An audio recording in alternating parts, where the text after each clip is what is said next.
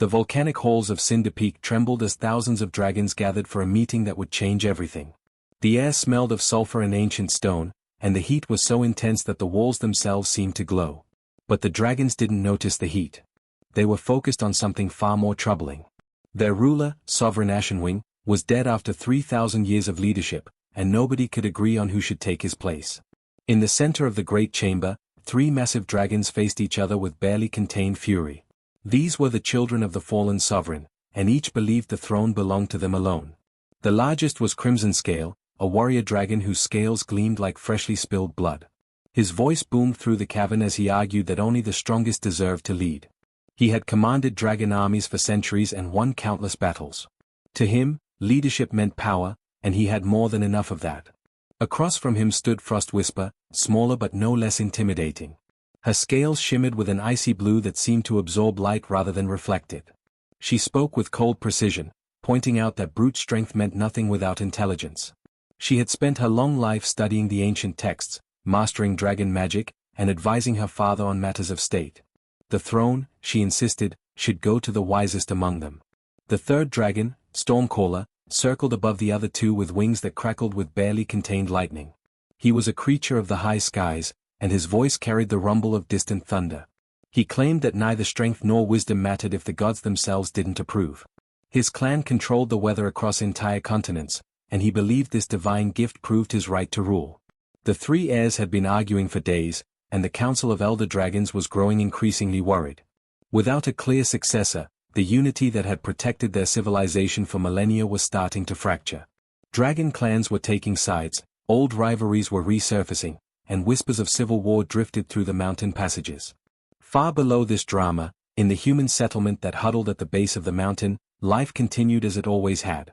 The humans had lived under dragon protection for so many generations that most couldn't imagine any other way of life. They raised cattle and sheep for the dragons, mined precious metals from the earth, and in return, the dragons kept them safe from the dangers of a hostile galaxy. Among these humans was a young man named Blake. He was nobody important, just another orphan working in the tribute warehouses where humans stored the goods they would send up the mountain. Blake had lost his parents when he was too young to remember them. The elderly couple who raised him, Tom and Linda, weren't wealthy or powerful, but they had given him something precious, curiosity. Blake had always been fascinated by the dragons. While other children played or worked their assigned tasks, he would sneak away to watch the great creatures flying overhead. He collected discarded scrolls from the tribute shipments, documents written in the dragon language that most humans considered useless. Late at night, by candlelight, he taught himself to read those ancient symbols. He learned about dragon history, their customs, their laws, and their legends. The other workers thought he was wasting his time. What good was knowing dragon language when humans weren't allowed in the upper halls? What did it matter if he could read about ancient dragon heroes when he would spend his whole life loading crates? But Blake couldn't help himself. Something about the dragons called to him, a connection he couldn't explain. On the day the succession crisis reached its peak, Blake was stacking barrels of grain when he felt the mountain shake. Even down in the human settlements, they could sense the tension above. The dragons were arguing again, and this time it was worse than before. Through the warehouse window, Blake watched as the 3 heirs launched into the sky, their roars echoing across the valley. For a moment, it looked like they might actually fight each other, and if that happened, the fires from their battle would rain down on everyone below. But then something unexpected occurred. The eldest dragons, those who had served under Sovereign Ashenwing for longer than human civilization had existed, emerged from the deepest chambers of Cinder Peak. They invoked a law so ancient that many dragons had forgotten it existed. If the heirs could not reach agreement, they declared, then the succession must wait for a sign from the primal flame itself. The primal flame was the source of all dragon power, a fragment of the planet's molten core that burned in the deepest chamber beneath Cinder Peak. Legend said it had been there since the world was young, and that it held a consciousness older than any living thing. The dragons believed it could choose their rulers in times of great need. Until the primal flame gave its sign, the throne would remain empty. The 3 heirs would command their own clans, but none could claim ultimate authority. The council hoped this would prevent civil war, giving everyone time to cool down and seek a peaceful solution. Blake watched the 3 massive dragons separate and fly to different parts of the territory, each followed by their loyal clans. The unity his history books described was breaking apart before his eyes. He didn't know it yet, but the chaos beginning above would soon change his life in ways he could never imagine. The dragons thought they were waiting for a sign from their sacred flame, but the real answer to their crisis was standing in a warehouse far below, stacking grain and dreaming of a world beyond his reach. The weeks following the succession crisis brought a new kind of fear to the dragon territories. With no unified leader, the dragons struggled to coordinate their defenses, and their enemies noticed. The Varketh, a race of silicon-based creatures that fed on precious metals, had been testing dragon borders for years. Now they saw their chance to strike. The Varketh were nothing like humans or dragons.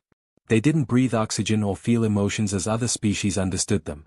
Their bodies were crystalline structures that could withstand incredible heat, and they moved through space in massive hive ships that looked like floating asteroids. They had one goal: consume every valuable mineral they could find, and dragon scales contained some of the rarest elements in the galaxy. The first attacks were small, just probing raids on the outer settlements. But when the dragon response came fragmented and disorganized, the Varketh pushed harder. Crimson Scale wanted to meet them head-on with overwhelming force. Frost Whisper preferred calculated strikes at their supply lines. Stormcaller believed they should fortify and wait for the enemy to overextend. None of them would compromise, and so the dragons did all three strategies at once, which meant they did none of them well. Blake watched from the human settlement as dragon warriors flew overhead in chaotic patterns, responding to attacks without any clear plan. He had spent years studying dragon military history, and even he could see the problems. The dragons were powerful individually, but without coordination, they were wasting their strength. Then the mountain began to shake. At first, Blake thought it was another tremor from the volcanic activity that had always rumbled beneath Cinder Peak. But this was different.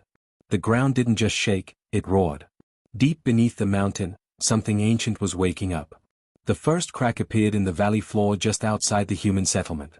It was small at first, barely wider than Blake's hand, but it grew rapidly. Within minutes, it had become a chasm 50 feet across, and from its depths came a heat so intense that stones near the edge began to melt. Then came the light, a brilliant orange glow that seemed to carry the fury of the planet's core itself. Every dragon within 100 miles felt it. They stopped what they were doing, stopped their fighting and planning and arguing, because they all sensed the same thing. Something impossibly old and powerful was emerging from the deep places of the world. Volcris came through that chasm like a living earthquake. He was massive, easily twice the size of the largest warrior dragons, and his scales weren't just red but seemed to contain actual flowing lava beneath a thin crystalline surface. His eyes glowed with an inner fire that had been burning since the world was young. This wasn't a dragon that had evolved alongside civilization. This was a primal dragon, born directly from the planet's molten heart. The ancient texts Blake had read mentioned primal dragons only in legends. They were supposed to be the first dragons, creatures of pure elemental power that existed before language or society or law. Most scholars thought they were myths, stories told to make modern dragons feel connected to something greater. But here one stood, very real and very angry at being disturbed. The three heirs saw Volcris as an opportunity. Surely, they thought, whoever could tame or ally with such a creature would prove their right to rule. Crimson Scale went first, approaching with all the confidence of a warrior who had never lost a battle. He spoke in the commanding tone dragons used with subordinates, demanding that Volcris acknowledge his authority. Volcris responded by unleashing a column of fire so hot it turned sand to glass. Crimson Scale barely escaped with his life, his proud scales scorched and smoking. He retreated, furious but defeated. Frost Whisper tried next, using her considerable magical knowledge. She wove intricate spells of ice and binding, thinking she could contain the primal dragon's rage with intelligence and technique. But Volcris simply existed at a temperature that made her magic evaporate before it could even touch him. Her carefully crafted spells meant nothing to a creature that was essentially living magma given form. Stormcaller believed his divine connection would make the difference. He called down lightning from the storm clouds, believing the primal dragon would recognize a fellow force of nature and submit. Instead, the lightning just made Volcris angrier. The beast roared with a sound that shattered windows in the settlement below and launched into the sky, chasing Stormcaller across the horizon. For 3 days, Volcris rampaged through the territories. He wasn't trying to conquer or rule. He was simply confused and angry, lashing out at a world that had changed completely since he last walked it. Dragons fled before him. Ancient strongholds that had stood for millennia were reduced to rubble. The Varketh, sensing the chaos, pushed their invasion even harder. Blake's settlement stood directly in Volcris's path on the 4th day. The warning came too late for most people to evacuate. Blake was helping Tom and Linda gather their few possessions when he saw the massive shape descending from the sky, trailing fire like a falling star. The heat arrived before the dragon did, a wall of scorching air that made breathing painful. Tom pushed Blake toward the evacuation route. "Run, boy. Don't look back." But Linda stumbled, and when Tom turned to help her, a piece of flaming debris from a destroyed building fell between them and Blake. The last thing Blake saw before the smoke obscured everything was the two people who had raised him, trapped on the wrong side of a wall of fire. When the smoke cleared hours later, Blake stood in the ruins of the only home he had ever known. Tom and Linda were gone, along with most of the settlement. Volcris had moved on, continuing his rampage toward the Western Territories, leaving destruction in his wake. Blake should have been devastated. He should have collapsed in grief. Instead, he felt something else building inside him, something that surprised even himself. It wasn't hatred for Volcris. The primal dragon wasn't evil, just lost and confused in a world he didn't understand. Blake had read enough to know that primal dragons weren't monsters, they were forces of nature. And forces of nature could be understood. Standing in the ashes of his old life, Blake made a decision that would have seemed insane to anyone who knew him. He would find Volcris. He would approach the creature that had defeated the three most powerful dragons in the world. And somehow, he would make the primal dragon understand that there was another way besides rage and destruction. He had nothing left to lose, and sometimes that was exactly what made someone dangerous. Blake spent 2 days tracking Volcris through the devastated territories. He followed the trail of scorched earth and melted stone, moving through landscapes that still radiated heat from the primal dragon's passage. Other survivors thought he had lost his mind. They called after him, begging him to turn back, warning him that he was walking toward certain death. But Blake kept moving forward with a strange calmness that even he didn't fully understand. He had spent years reading about dragons, studying their history and behavior from texts that most humans ignored. One thing kept appearing in the oldest scrolls, the ones written before dragons had cities or councils. Those ancient dragons responded to something different than power or magic. They responded to pure intention, to clarity of purpose that came without fear or deception. Blake had nothing left to deceive anyone about, and his fear had burned away in the same fire that took his home. On the third day, Blake found Volcris resting in a field of black volcanic glass. The primal dragon had carved out a depression in the earth where the heat from his body kept the stone molten and flowing. He looked almost peaceful, if something that massive and dangerous could ever look peaceful.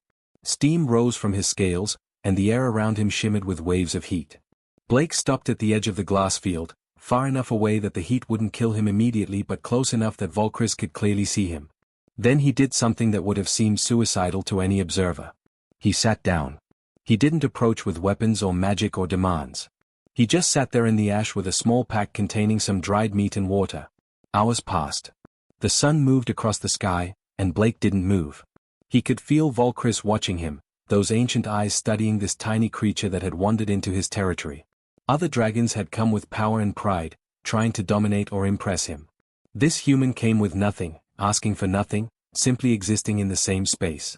As the sun began to set, Blake started talking. Not in the common tongue that humans used among themselves, but in the ancient dragon language he had taught himself from old scrolls. His pronunciation wasn't perfect, and he probably made mistakes, but the words came from genuine understanding rather than mere translation. He told Volcris about the old sovereign, about how Ashenwing had ruled with wisdom for 3,000 years. He described the beauty of watching dragons fly at sunset, how their scales caught the light like living jewels. He talked about the alliance between dragons and humans, imperfect as it was, and how both species had grown stronger together. He shared stories from the ancient texts, tales of the first dragons who had learned to balance their primal nature with consciousness and choice. Blake didn't ask for anything. He didn't beg for mercy or demand attention. He simply shared his thoughts with a creature old enough to remember when the world was still forming. And when his voice grew tired, he took out some of his dried meat and broke it into pieces. He ate some himself, and with a gesture that felt right even though he couldn't explain why, he tossed a piece onto the molten stone near Volcris. The meat burst into flame instantly, of course. It was a meaningless gesture to a creature that existed at temperatures hot enough to melt rock. But it wasn't about the meat. It was about the offering, the recognition that they were two living beings sharing space and sustenance, however different they might be. Night fell, and Blake curled up at the edge of the glass field with his pack as a pillow. He probably wouldn't survive if Volcris decided to attack in his sleep, but somehow he didn't think that would happen. The primal dragon could have killed him at any moment during the day. If death was coming, it would have come already. The second day followed the same pattern. Blake sat, talked, shared his food with the flame, and simply existed in Volcris's presence. He spoke about Tom and Linda, about the small kindnesses they had shown him and how they had died. He didn't blame Volcris. How could you blame an earthquake or a volcano? Forces of nature simply were. But he talked about what it meant to choose control over raw power, about how the greatest strength sometimes came from restraint. On the third day, something changed. Blake woke at dawn to find Volcris had moved closer during the night. The primal dragon's massive head was now only about 50 feet away, close enough that Blake could see the patterns in his scales, the way each one contained swells of liquid fire beneath a transparent surface. Those ancient eyes studied him with an intelligence that was definitely present, just different from anything Blake had encountered before. Blake continued his routine, but this time when he spoke, he felt something shift in the air between them. It was like a door opening in his mind, a connection forming that had nothing to do with words. He could sense Volcris's confusion, his disorientation at waking in a world completely changed from the one he remembered. The primal dragon wasn't rampaging out of evil or hatred. He was lost, overwhelmed by sensations and experiences his ancient mind couldn't process. On the fourth day, Blake stood up and slowly walked toward Volcris. Every instinct screamed at him to stop, to run, to protect himself from the heat that grew more intense with every step. But he pushed through the fear, through the pain of air so hot it burned his lungs, until he stood close enough to reach out and touch those magnificent scales. His hand should have burned away instantly. The temperature around Volcris should have killed him before he got within 10 feet. But something happened in that moment of connection, something that the watching dragons couldn't explain. A spiral of flame erupted from where Blake's hand touched Volcris's scales, wrapping around them both in a column of fire that reached toward the sky. Instead of burning Blake, the flame seemed to recognize him, to mark him as something connected to the primal dragon's essence. When the flame faded, Blake stood unharmed with his hand still resting on Volcris's scales. He could feel the ancient dragon's heartbeat through that connection, a rhythm as old as the planet itself. And Volcris, for the first time since emerging from the deep earth, felt something other than confusion and rage. He felt understood. Blake climbed onto Volcris's back, settling between the massive ridges of his spine. The primal dragon rose from his resting place, spreading wings that blotted out the morning sun. They launched into the sky together, human and dragon bound by something that had never existed before. When they arrived at Cinder Peak hours later, thousands of dragons had gathered to witness the impossible sight. Blake, a human orphan with no power or status, rode the creature that had defeated the three heirs. The spiral mark of flame still glowed on both of them, visible proof of a bond that shouldn't exist. The three heirs stared in stunned silence. The elder council members looked at each other in confusion and wonder. And in the distance, the Varketh invasion fleet pushed deeper into dragon territory, about to launch their largest assault yet. Blake had achieved the impossible, but now came the hard part. He had to figure out what to do with it. The silence that fell over Cinder Peak when Blake arrived on Volcris's back didn't last long. Within minutes, the three heirs were arguing again, but this time their anger had a new target. Crimson Scale demanded to know what kind of trickery allowed a human to bond with the primal dragon. Frost Whisper suggested it must be some ancient magic that needed investigation. Stormcaller simply refused to accept what his eyes were telling him. But the elder dragons saw something different. They remembered older times, before dragon society became rigid with rules and hierarchies. They recognized the flame mark on Blake and Volcris as something from their most ancient legends, a true bond that couldn't be faked or forced. The problem was figuring out what it meant for their current crisis. That question became urgent much faster than anyone expected. Warning horns echoed across the mountain as scouts brought news that made every dragon's blood run cold. The Varketh had assembled their full invasion fleet, more than 200 ships carrying thousands of the crystalline creatures. They were moving toward the heart of dragon territory, and their target was clear. They wanted Cinder Peak itself, with all the precious metals and rare elements contained in the mountain's depths. The three heirs immediately started issuing conflicting orders. Crimson Scale wanted every warrior dragon to form a frontal assault, overwhelming the enemy with sheer power.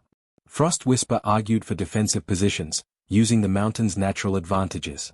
Stormcaller insisted they needed to control the weather, creating storms that would scatter the enemy fleet. Each heir commanded their own clans to follow their strategy, and once again, the dragon response was fractured and chaotic. Blake watched from Volcris's back as dragon formations broke apart in confusion, with some warriors trying to attack while others fell back to defensive positions. It was a disaster waiting to happen, and the Varketh were organized enough to exploit every gap in the dragon's defenses. He could see it clearly, probably because he had studied so many historical battles in those old scrolls. The dragons had overwhelming individual power, but the Varketh fought as a unified force with coordinated tactics. Then something unexpected happened. As the first Varketh ships engaged the scattered dragon forces, Volcris shifted beneath Blake. The primal dragon could sense the threat, and more importantly, he could sense Blake's understanding of what needed to happen. Through their bond, Blake's thoughts flowed to Volcris not as commands but as shared purpose.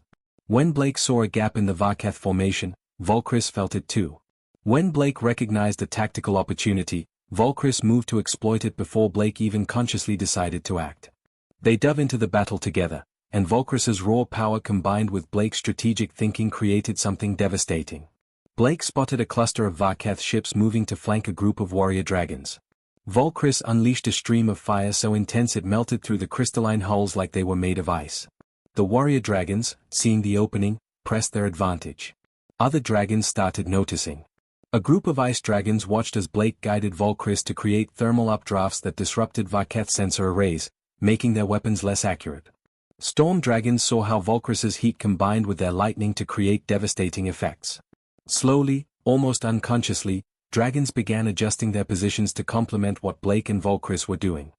An elder dragon named Ironwing, who had served as a military advisor for over 1,000 years, flew close enough to shout over the chaos of battle. His voice was desperate. "Human. The primal dragon responds to you. We need coordination or we'll all die separately. Will you guide us?" Blake's first instinct was to refuse. Who was he to command dragons? He was nobody, just an orphan who read too many old books. But then he looked down at the battlefield and saw dragon after dragon falling because they weren't working together.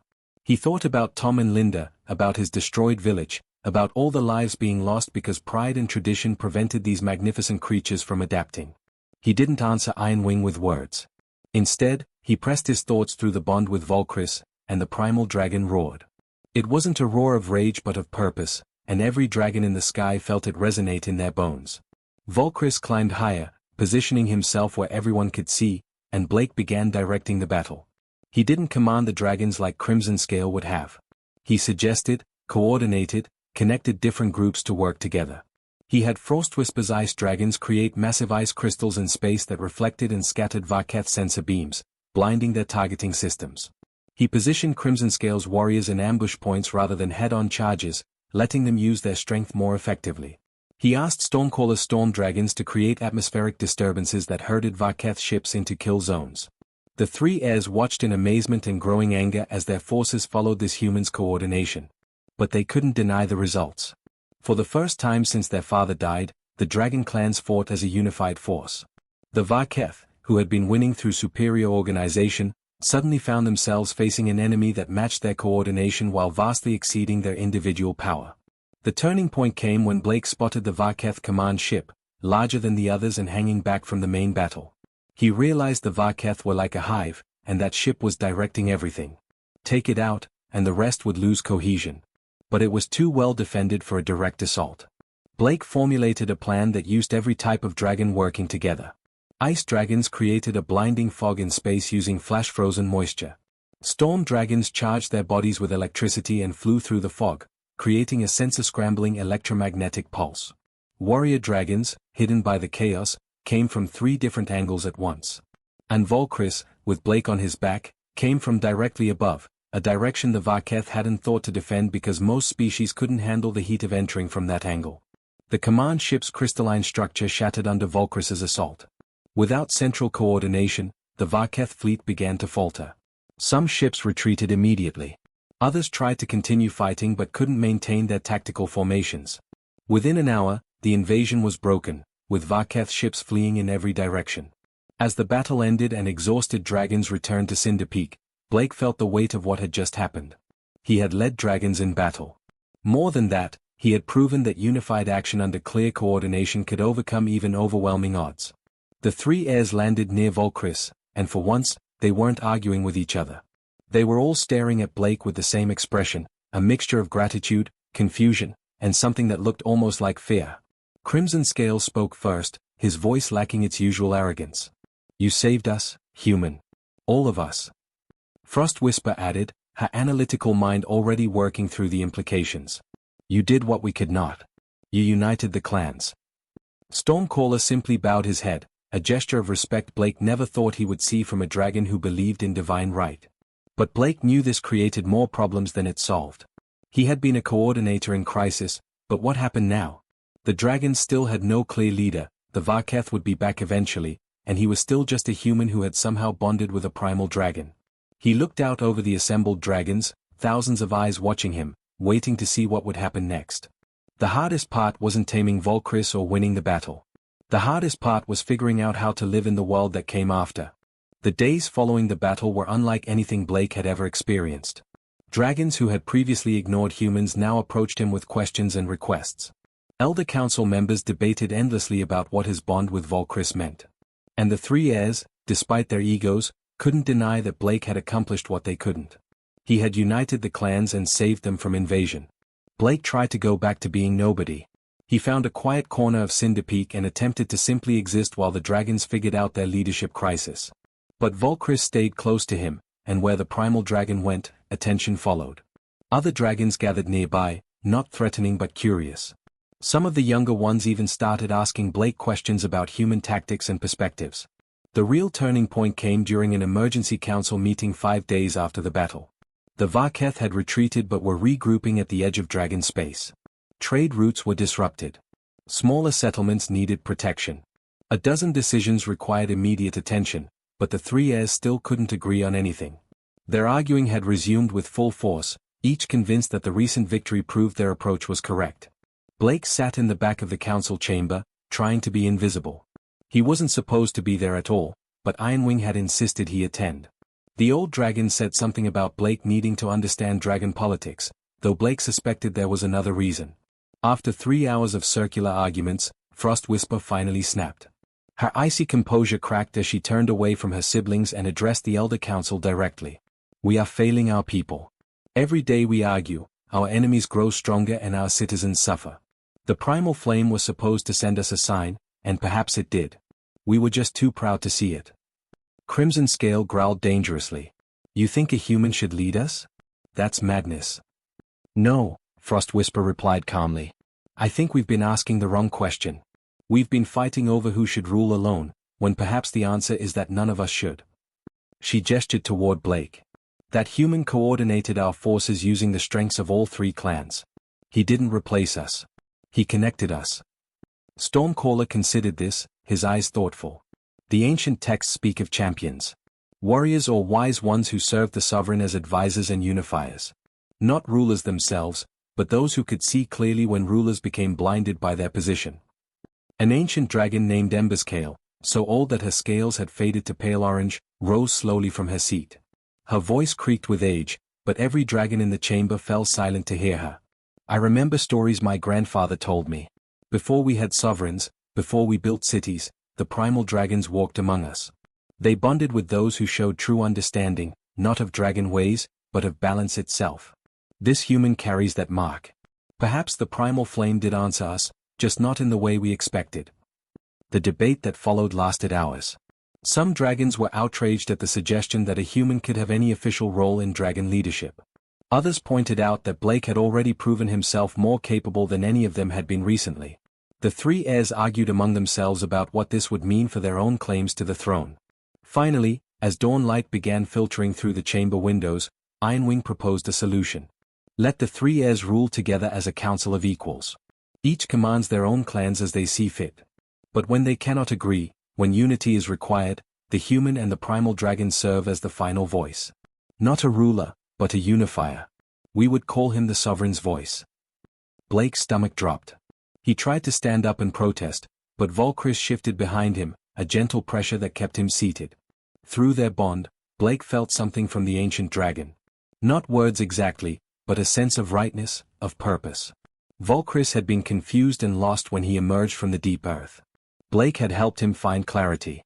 Now Blake was confused and overwhelmed, and Volcris was returning that gift. The council voted. It wasn't unanimous. Nearly a third of the dragons rejected the idea entirely, believing it violated too many traditions. But the majority recognized that traditions had nearly destroyed them. They needed something new, something that could adapt to a changing universe. Blake finally found his voice. I'm not qualified for this. I'm just someone who read some old books and got lucky. His hands were shaking, and he hated how small his voice sounded in that massive chamber. Ember's Kale moved closer, her ancient eyes kind.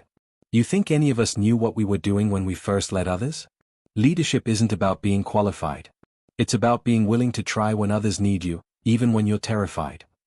The role they created for Blake was unprecedented in dragon history. He wouldn't make laws or command armies directly. The three heirs would still rule their clans. But when major decisions needed to be made, when the clans had to act as one, Blake and Volcris would have the authority to coordinate and direct. More importantly, Blake pushed for changes that went beyond just military matters. He insisted that humans be included in councils about matters that affected them. He argued that the tribute system needed reform, that partnership worked better than servitude. Some dragons hated these ideas, seeing them as humans getting too much power. But others recognized that diversity of thought had saved them during the battle. Maybe it could save them in other ways too. Not everyone accepted the new order. Crimson Scale's most traditional followers refused to acknowledge Blake's authority. They left Cinder Peak, establishing their own territories in the outer regions. It hurt to watch the dragon clan split, but Blake was learning that change always came with a cost. You couldn't make everyone happy, and trying to do so often meant making no real progress at all. 3 months after the battle, Blake stood before the primal flame itself. The elder dragons had granted him access to the deepest chamber beneath Cinder Peak, where the fragment of the planet's core burned eternally. Volcris stood beside him, both of them bathed in light older than civilization. Blake spoke his first official decree as the sovereign's voice. His words were carefully chosen, rehearsed with input from both dragon advisors and human representatives. We are strongest not when one dominates all, but when all contribute their strength to one purpose. Dragons taught humanity to reach for the sky and dream of soaring. Now humanity offers dragons something in return. We show you that true strength sometimes means changing everything you thought you knew about power. It means admitting that the old ways, however glorious, might not serve the future. It means having the courage to build something new together. The primal flame flickered as he spoke, and Blake could have sworn it burned a little brighter. Maybe it was just his imagination. Maybe it was the reflected hope he felt from the dragons and humans watching this moment. Or maybe, just maybe, the ancient consciousness within that flame approved of what they were trying to build. The Vaketh never launched another major invasion. Their intelligence reports described the dragon's transformation with a warning label. Humanity, they noted, had a pattern of appearing in established civilizations and somehow changing everything from within. The Vaketh had learned this lesson. They advised other species to learn it before making the same mistake. Blake never stopped being terrified of his responsibilities. But he learned to work alongside that fear, to let it make him careful rather than paralyzed. He made mistakes, plenty of them, and the uneasy alliance between dragons and humans had problems that would take generations to fully resolve. But they were trying, and sometimes that was enough. On quiet evenings, Blake would fly with Volcris to the ruins of his old village. They were rebuilding it now, with both humans and dragons working together on the construction. He would remember Tom and Linda, the simple kindness they showed an orphan, and hope they would be proud of what he was trying to do. He was still nobody special, just a human who read old books and bonded with an ancient dragon. But sometimes, that was exactly what the world needed.